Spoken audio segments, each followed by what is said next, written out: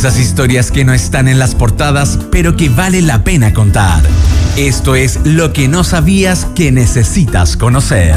Lo que no sabías hoy, me encanta. Sí. Yo necesito conocer los detalles, Carlos. Atención todas aquellas personas que generalmente se preocupan de ver los errores en las películas, en las series. ¿Pero por qué hacen eso? Igual maniáticos, como Un poquito, de ¿no? que salga todo perfecto. Bueno, lo cierto es que... Si las series son para disfrutarla, igual depende, hay algunos errores que no se aceptan. Claro, errores por ejemplo, médicos. Por ejemplo, los errores historiográficos y los errores médicos. Claro, sí. En series de médicos, justamente, donde uno entiende que está todo muy estudiado. Sí, Grey's Anatomy es una de mis favoritas. Por ejemplo, Grey's Anatomy. Por ejemplo. ¿Y otra, la tuya? Grey's Anatomy también me gusta mucho, sí, Buena. es cierto. Todavía no la termino. Bueno, pero también está Doctor House. La clásica. ¿No? Muy y buena. de Doctor House es que viene esta historia de hoy, porque un estudio de 3 médicos croatas ¿Ya? analizaron con detalle los 177 capítulos de Doctor House. ¿Un estudio tipo paper? Claro. ¿O que se sentaron en la casa a verlo? No, se sentaron, Un estudio pusieron, profesional. claro, un estudio profesional. Y con muchísima- una bajada y todo. Exacto, y fueron cuadro a cuadro prácticamente viendo Mira. los capítulos. Y lograron revelar todos los errores científicos que había en esta serie que revelaba la vida del brillante pero insoportable, ¿no? Dr. Gregory House. Ay, es tan bacana, a mí me encanta. Sí. Insoportablemente seco. Claro. Y bueno, dentro de eso se encontraron entonces 77 errores. 77, igual es harto. 77 errores que uno dice, esto, los doctores dicen, no, esto no pasa en los hospitales, esto está mal. Por ejemplo, bueno, el más obvio es que el Dr. House cojea, Sí. pero lleva el bastón en el lado equivocado. De la pierna que tiene coja. Claro, entonces dice, bueno, esto... Ay, y eso ¿en serio? dicen que es más efectivo porque enfatiza la cojera. No te puedo pero creer. el bastón debería ir al otro lado para que se apoyara bien, digamos. Yo que ¿no? pensaba que lo hacía tan bien ahí de cojeando, como que además hasta en los minutos que se cae o algo pasa, cojea.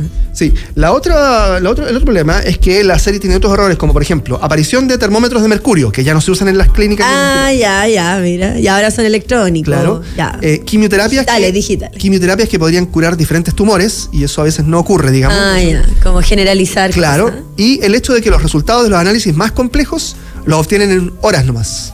Ah, por Los un exámenes tema están de... en tu- claro. Sí. Además, tiene la particularidad, a diferencia de otras series médicas como Grey's Anatomy, ahí que dábamos el ejemplo, Doctor House, que cada capítulo es un caso. Entonces, eso hace que tenga que ir rápido. Hay algunas historias que son continuas, pero en general, cada capítulo tiene un caso. Bueno, así es que dentro de estas historias de Doctor House puede haber más de, bueno, nombré 3 o 4. Son 177 capítulos y son 77 errores. Ese es el promedio de esta Mira. serie de la que hoy hablamos en esta sección.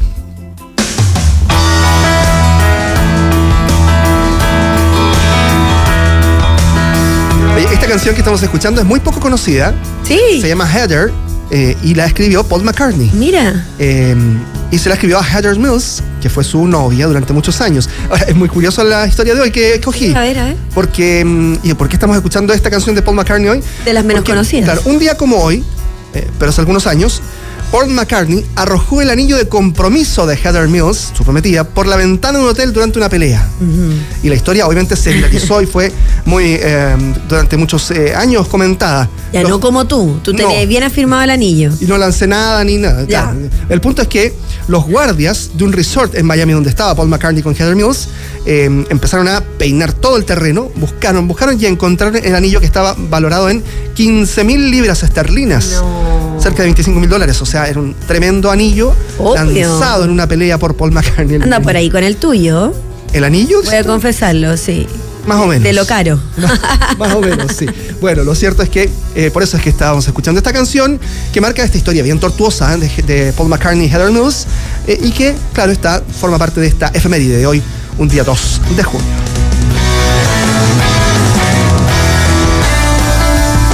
No sabías que lo necesitabas hasta ahora. Escuchas Hora Clave. Para analizar lo que ocurrió ayer, la última cuenta pública del presidente Gabriel Boric, por lo menos en este mandato, porque hartas preguntas le hacían ahí a los participantes si es que creían que el presidente en algún minuto iba a volver a candidatearse. Exactamente. Para aquel difícil puesto. Bueno, vamos a ver eso si pasa con el tiempo, pero por lo menos en esta última cuenta pública habló de muchos temas y por supuesto los vamos a analizar hoy aquí con un panel desde diferentes perspectivas. Ya está aquí en el estudio para conversar con nosotros el diputado del Partido Social Cristiano, Roberto Arroyo. Buen día, diputado, ¿cómo le va? Buenos días, Carlos. Buenos días, Francisca. Sí, diputado, bueno, tendremos también pronto otro experto sentado aquí en la mesa junto a nosotros, pero mientras también, diputado, podemos comenzar analizando, desmenuzando esta cuenta pública, de todo aquello que mencionó. ¿Cuáles son las cosas que a usted más le generan ruido, por ejemplo, o que ustedes se sienten como diputados dentro de su sector, que hay al menos una deuda que ha quedado y que ya no va a ser saldada, al menos para ustedes, porque es la última cuenta pública del presidente Boric? Sí, siendo la última cuenta, nosotros desde el Partido Social Cristiano vemos que faltaron muchas cosas y otras que no se hace cargo ni reconoce, como el tema del estallido social, ¿no es cierto? Fue una de las primeras cosas que estableció. Desconoce la voluntad de la ciudadanía en los dos procesos constituyentes. Luego habla de la estrategia del litio. Todos sabemos que se demoraron mucho, ¿no es cierto?, y que llegaron tarde. Ya otros países tienen también una estrategia mucho más avanzada, porque en Chile tenemos una burocracia y una permisología que hace y que dificulta la creación de nuevas empresas. Aparte de que tenemos los aranceles más altos para instalar empresas nuevas, mucho más altos que el promedio de la OCDE. Claro, y en ese sentido, por ejemplo, ¿usted cree que, así como decía Fran recién, había un tinte electoral en este discurso? Completamente, más que electoral. Le hablaba a su 30%, y hoy día menos, ¿no es cierto?, de su electorado, porque el tinte que tenía era completamente ideológico. Pero no se hace cargo, por ejemplo, no dice la verdad respecto de la seguridad del crimen organizado, respecto del tema económico que tiene hoy día Chile. Nosotros partimos esta legislatura con 36.000 millones de dólares en caja.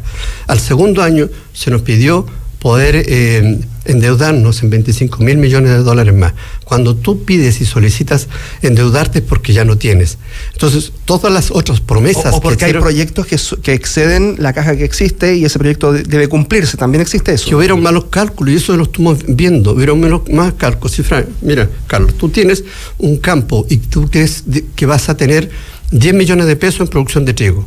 Resulta que tú vas al banco y te pides 10 millones de pesos, pero después produces 6. ¿Qué es lo que te quedó? 4 millones de deuda. Eso ha pasado todos los años.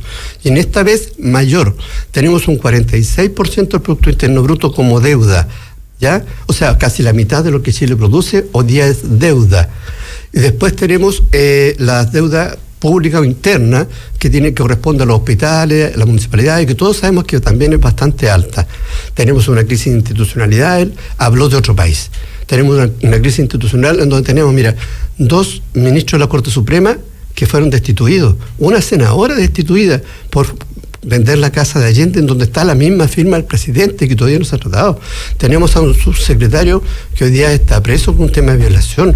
Tenemos a 3 diputados desaforados generales de ejército que están bajo investigación. Diputados desaforados de distinto ámbito, digamos, de distinto rango social. En ese sentido. Estoy hablando de la crisis de institucionalidad, claro, a todo nivel. Entonces no nos puede sorprender que aparezcan después funcionarios públicos bastantes del gobierno central también y a todo nivel, con 25.000 licencias falsas, y no solamente en casos de licencias falsas, sino que también viajaron al extranjero. Sí, o sea, pero el presidente habló de eso ayer, en la cuenta pública. Exacto, y esperemos que se cumpla. Se hace cargo, sí. Efectivamente, por eso digo, hay cosas buenas y cosas malas, hay promesas que van a poder cumplir y hay promesas que no, porque hay muchas de estas promesas que me parecieron muy buenas, como la creación, por ejemplo, de oficinas locales de la niñez, aumentar algunos características, ¿no es cierto?, y patologías GES, darle mayor cobertura a algunas, hacerse cargo de situaciones que ocurren en nuestro país.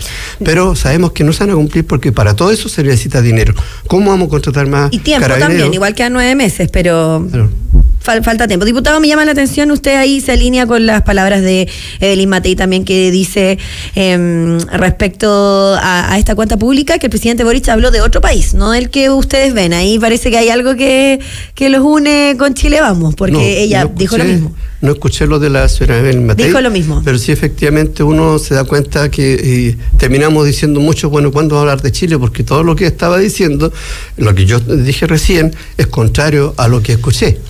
Sí, y otra cosa que me llama la atención también, diputado, es que usted habla del estallido social, que ha sido una de las mayores banderas de lucha en el último tiempo por parte de la derecha y de una extrema derecha también, que tiene una postura diferente a Chile Vamos, por eso también tiene sus propios candidatos. Y desde ese sentido, yo veo la primera página de la cuenta pública del presidente Boric, en donde él inicia con preguntas y dice que estas preguntas se las hizo mientras preparaba esta cuenta, que son preguntas difíciles, pero los principios con los que abordaré mis preguntas pretenden ser claros y sencillos, decía el presidente Boric. Asumimos el gobierno después de una de las movilizaciones más grandes de la historia reciente de Chile. Y ahí empieza a entregar detalles de todo lo que fue el estallido social, haciendo alusión, por supuesto, a lo que él destaca de ese minuto, pero también haciendo un mea culpa de cómo se generaron las cosas, e inclusive termina la segunda página de su discurso diciendo: considero un error entender estos procesos constitucionales como un fracaso. Fueron ambos un recordatorio que Chile no quiere ni precisa de vanguardias que se escapan del sentido común de su propio pueblo, y ahí también, por supuesto, entra en detalles al respecto. Pero sí lo habla en las dos primeras páginas. Pero nos hace cargo del origen de esto, a eso me refiero. Entonces, porque tú lo puedes dividir en dos procesos sociales que venían de muchos años atrás, y no le estoy echando la culpa al presidente ni a este gobierno. Yo estoy tratando de hablar de manera transversal, porque yo en el año 90 participaba de la Vicaría de la Solidaridad y obviamente quería que tuviéramos democracia. Pero después de tantos años de gobiernos democráticos, que no fue la solución para la gente, en donde los problemas sociales se acrecentaron. Hoy día tenemos crisis y problemas en salud, donde no tenemos siquiera tenemos insumos.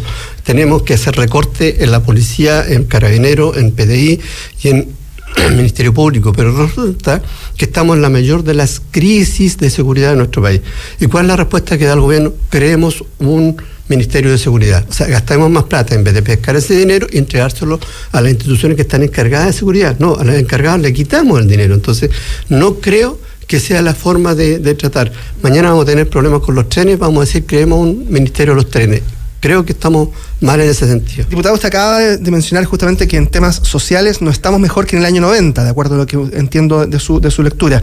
Y el presidente Gabriel Boric en la cuenta pública, por ejemplo, hablaba de una reforma de pensiones, de la ley de las 40 horas, del aumento del salario mínimo, que uno entiende que son leyes sociales y que van justamente en cierta línea de apoyo social. ¿Cuál es su visión respecto, por ejemplo, de esas medidas que el presidente Gabriel Boric ha anunciado, o sea, más que anunciado, ha destacado en la cuenta pública del día de ayer? Por eso dije, no todas las cosas son malas. Yo no soy un hombre que critica, no me creo tanto de oposición, creo ser de proposición.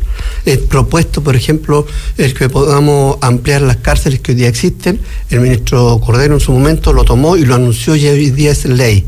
Ahora, que lo hagan para cuando tengan dinero, es otro cuento. Por ejemplo, el subsidio de empleo de las mujeres jóvenes, la sala cuna universal. Son cosas que fueron muy buenas en los anuncios. Ahora espero que eso cumpla, porque como te digo, para poder hacer todo eso se necesita dinero, y el del país hoy día está endeudado. ¿Y el aborto, diputado? Que era un tema que venía durante toda la semana y ayer, por supuesto, se concreta. Recordemos que hay dos procesos constituyentes que quisieron ponerlo y la gente también lo rechazó. Segundo, te quiero decir, el primer derecho de una mujer, antes de hacer todos los otros derechos, es a nacer primero. Tercero, encuentro que es un absurdo desde el punto de vista mundial el aborto. ¿Y por qué? Porque nosotros encontramos, ponte tú, una bacteria en nuestro planeta y le llamamos vida. Y un corazón que late en el vientre de una madre no le da esa consideración. ¿Tú sabes que semana empieza a latir el corazón de un embrión?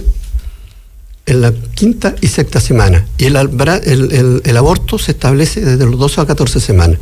Entonces, no estamos tratando de sacar un problema, estamos haciendo un asesinato de un niño. Pero desde el gobierno dijeron que estaban dispuestos a discutir ese tema de la semana. Sí, pero nunca van a bajar a tanto, porque tienen las pastillas el día después, tienes tantas cosas para poder evitar el embarazo, que hoy día tratar de entrar con el aborto, creo que mucho. La discusión también ahí, un poco lo que ha sido el discurso por parte de no solo el gobierno, sino que también todos sus aliados, es para quienes no tienen los recursos quizás para hacerlo de buena manera, y que por supuesto sabemos que existe mucha clandestinidad al respecto. Estamos en contacto ya, también queríamos que llegara, pero vamos a ver si alcanzamos a ver su perspectiva con el cientista político y académico de la Escuela de Gobierno de la Pontificia Universidad Católica de Valparaíso, Nicolás Freire. Nico, ¿cómo estás? Hola Fran, ¿cómo están? Buen día, todo bien. Está aquí también el diputado. No alcancé a llegar, no es mi responsabilidad, pero lo he estado escuchando atentamente. Perfecto. Me en un taco. ¿Algún punto en específico de los que hemos conversado que te gustaría destacar de la cuenta pública de ayer? Sí, mira, yo me diría generales más que nada. Yo creo que hay dos cosas. Yo creo que la cuenta pública, cuando uno hace un análisis de una cuenta pública en general, tiene que analizarla por lo que es decir, por lo que viene representando y por lo que en su naturaleza es. Por lo tanto, ¿qué es en su naturaleza una cuenta pública? Es el espacio, el momento en donde el Ejecutivo rinde cuentas, planifica, da cuenta de lo que ha hecho, etcétera. Eso más allá de si gusta o no lo que el Ejecutivo va haciendo. Por lo tanto, la medición de la cuenta pública tiene que ver con eso. ¿Qué tanto rindió cuenta, no? Y lo segundo es, claro, hay que también tener en cuenta el desarrollo material de las cuentas públicas, y en ese sentido se han transformado, no en este gobierno, digamos, en nuestra historia reciente, en espacios en donde se pueden proyectar mensajes. Bueno, este es un gobierno que evidentemente está en su última cuenta pública, va de salida, por lo tanto, el hueso, la carne que pueda tener en términos de cuánto muestra es el cierre, ¿no?, de un gobierno, y la planificación que pueda dar también es mínima, a pesar de que tira ahí un par de bombitas, pongámoslo en coloquial. Pero lo central es cómo este gobierno trata de instalar una narrativa a partir de la cuenta pública. Y aquí yo distingo tres cosas. Yo creo que parte, evidentemente, con un discurso completamente distinto. O sea, quien escuche el discurso inicial de la cuenta pública, con alusiones a carabineros, con menciones específicas en materia de seguridad, etcétera, un gobierno muy distinto, al menos narrativamente, y en las prioridades, por así decirlo, del que se instala. Posteriormente viene una etapa intermedia en donde da cuenta de las dificultades de poder haber llegado a acuerdos, y en el sentido de casi explicar a una parte de su electorado por qué se renuncia en cierta medida a aspiraciones que a este gobierno, digamos, quienes están en las alas, digamos, más de extrema izquierda, por así decirlo, le critican. Y en ese dar cuenta hace también un llamado a la unidad, hace un reconocimiento a la gestión de vacunas del presidente Piñera, avanza en una serie de materias en la ley Papito Corazón. Ahí hay algo de cuenta, por así decirlo. Pero cierra con una arenga, evidentemente, cierra con una arenga en términos de también tiene que acontentar, por así decirlo, a la otra alma de su coalición, a esa que está un poco más descontenta porque considera que el gobierno ha sido renunciatario, y ahí pone un par de cosas, ¿no? Pone el tema de Israel, pone ciertamente en esa arista el tema del aborto, a pesar de que el tema del aborto, y este es el segundo elemento que yo aquí quisiera abordar respecto de lo que ustedes conversaban y que lo están escuchando, yo lo pongo quizás fuera de aquellos temas que de una manera van a hablarle a su electorado más ultra. ¿Por qué? Porque el tema del aborto, que yo creo que ha sido transversal por lo menos en el progresismo, en algunos elementos también de la oposición. En el progresismo, el único diputado que ha declarado que no estaría de acuerdo a votar a favor de la despenalización del aborto es Jaime Mulet. Y además porque es un tema, si uno lo mira a nivel mundial, chiquillo, en el año 75 se despenaliza el aborto en Francia, y gobernando Jacques Chirac, que por cierto no era un progresista. En el año 78 se despenaliza el aborto en Italia, gobernando la democracia cristiana. Entonces, tiene algo yo sé que no quiero aquí parecer irrespetuoso, pero tiene algo así hasta de irónico. Estamos hablando del aborto en estos tiempos, en estos años, en consideración en que el mundo ha evolucionado de una manera muy distinta. Yo creo que lo central sí, y con esto hago un primer cierre de lo que yo vi en la cuenta pública, es que me pareció ser un presidente Boric que le habla al quizás, lo voy a poner en esta metáfora, al candidato Boric de 4 o de 8 años más. ¿Por qué? Porque pone un discurso de cierre en el entendido de, bueno, aprendimos que para poder gobernar se tiene que llegar a acuerdos. Uh-huh. Aprendimos que esos acuerdos, además, no necesariamente acontentan a toda la base militante, pero también tenemos desafíos pendientes y también tenemos banderas que no queremos dejar. Y ahí lanza el tema de Israel y lanza otras papitas, digamos. En términos generales, no como para entrar en esta conversación con ustedes, yo diría que estos son los elementos que a mí por lo menos más me generaron atención respecto a la cuenta. O sea, ahí te quedas con también, estamos junto a Nicolás Freire, con una perspectiva de que el presidente deja un currículum puesto encima, y que también, bueno, no solo para lo que podría ser un próximo presidente Boric candidato, sino que también lo que podría ser un gobierno de continuidad, que tanto se ha debatido al respecto, si es que sí o no. Hablábamos también aquí, está en el estudio el diputado del Partido Social Cristiano, Roberto Arroyo, que nos acompaña, y al teléfono Nicolás Freire. Sí, diputado, respecto de lo que mencionaba también allí Nicolás, y solo para cerrar también el tema del aborto, efectivamente él decía, bueno, las experiencias internacionales dan cierto marco, lo que está ocurriendo hoy día. Y en Chile la discusión respecto del aborto muchas veces se da en torno a la posibilidad amplia que hay de que mujeres de escasos recursos hoy día accedan a abortos en lugares que no son los que corresponden, que no están regulados ni siquiera por ningún marco de ley, y se exponen incluso a morir, que es lo que ha ocurrido y sabemos que ocurre en cientos de ocasiones cada año en nuestro país, y que es muy contrario a lo que ocurre a veces en mujeres de mayores recursos que tienen más accesos a otros sistemas de salud donde sí pueden ser protegidas. Y eso entonces, el aborto, tal como lo están proponiendo hoy día desde el Ejecutivo, podría proteger a esas mujeres de escasos recursos. Nosotros tenemos que ver cómo son las estadísticas de Francia y de los otros países en que se han implementado. Ellos ya vienen de vuelta de todo eso. Tú sabes que hoy día cada vez menos mujeres utilizan el tema del aborto, porque ya mayormente hoy día sí quieren ser madres. Después de un aborto tú no sabes cómo queda una mujer, cómo queda psicológicamente en ella y en su cuerpo y su mentalidad. Nosotros tenemos que recoger la experiencia de otros países, nos llamamos Chile, son un país que tiene hoy día todavía mucho de conservadurismo y necesitamos también mantener eso. Por eso es que es importante que se hayan visto en esos dos procesos constituyentes que la gente lo rechazó. Uh-huh. Nicolás, también para cerrar, porque nos quedan unos segundos nada más, pero hay algunas cosas que fueron importantes dentro de lo macro y que fueron de las cosas sorpresivas y que comentábamos. Entre ellas, bueno, el anuncio del metro, que ya está siendo muy destacado incluso en televisión, ha estado ahora en distintos medios, y lo otro tiene que ver... El metro del aeropuerto. El metro del aeropuerto, claro. El vínculo, sí. Y que un detallito ahí en la cuenta pública que se mencionaba, para ser específicos, el presidente dijo que éramos los primeros en Sudamérica que íbamos a tener esto, pero en lo concreto ya en Brasil sí existe una conexión. Claro, entonces sí... Seríamos de los primeros, por lo menos. Claro, un pequeño acápite. Y lo otro, Nicolás, y solo para cerrar, el tema también de Punta Peuco, que ha generado también cierto revuelo. ¿Cuál es la visión que tienes tú de estos anuncios y de cómo han ido impactando en estas horas?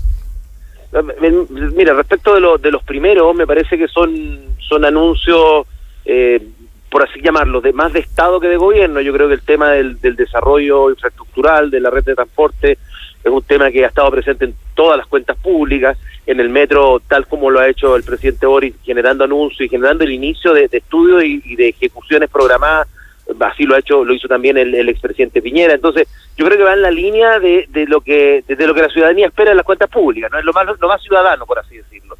Respecto, en cambio, de lo que tiene que ver con Punta Peuco, si bien evidentemente yo lo catalogo en aquellas propuestas o en aquellos anuncios en donde principalmente le está haciendo una arenga a su sector, ¿no? Y a una parte específica de su sector, tampoco me parece que sea una propuesta tremendamente innovadora. Esto lo intentó hacer la presidenta Bachelet, es una digamos, deuda pendiente con el sector, lo pondría de esa manera, que también podría tener, si lo vemos de una manera estrictamente técnica, podría tener también una mirada respecto de cómo se tiene que modernizar el sistema carcelario, en términos, por ejemplo, de cupos disponibles. Yo veo que este es el último penal que queda para digamos, especial. Por lo tanto, habiendo transcurrido tanto tiempo desde el término de la dictadura, evidentemente es uno de los enclaves que van quedando y que me parece que es oportuno, por lo menos, sentarse a discutir sobre la naturaleza de tener penales para tener personas ahí condenadas por delito de violación de los derechos humanos. Entonces, me parece que va en sintonía también con estas dos líneas que manifiesta que manifiesta el presidente, que yo les decía que tiene que ver un poco con tratar de llevar un discurso de unidad. Ahí incorporo lo que tú mencionabas respecto de lo que es transporte, pero también no dejar descubierta, digamos, esta arista más de arenga, más a su propio sector, que tiene que hacerlo, ¿no? Y agrego otro elemento que quizás no lo mencionabas, pero que es importante, creo yo, también por lo menos en la línea analítica que voy yo, que digo que este es el presidente Boric hablándole a un Boric del futuro.